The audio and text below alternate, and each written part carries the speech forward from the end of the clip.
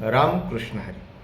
मुक्याने साखर खाल्ली तर त्या साखरेची चव, तो गोडवा त्याला शब्दामध्ये वर्णन करता येणार नाही, कारण तो मुका आहे. लहान बाळाला जर विंचू चावला तर किती वेदना होतात हे तो सांगू शकत नाही. मनाला जर बेंड झालं, मनाचा जर आजार झाला तर डॉक्टर त्यावर इलाज करू शकत नाहीत.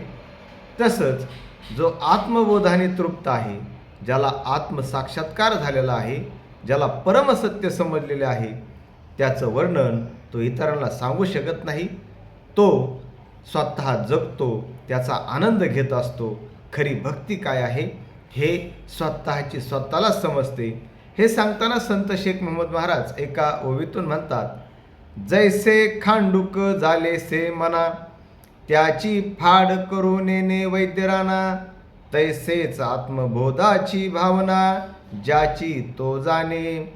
आणि हे आत्मतत्व हे ज्ञानी माणसाला, खऱ्या भक्ताला समजतं, तसं ते अभक्ताला समजणार नाही. आणि म्हणून भगवंताची भक्ती करा, आत्मसाक्षात्कार काय आहे हे स्वतः जाणून घ्या आणि आनंदी जीवन जगा. रामकृष्ण हरी.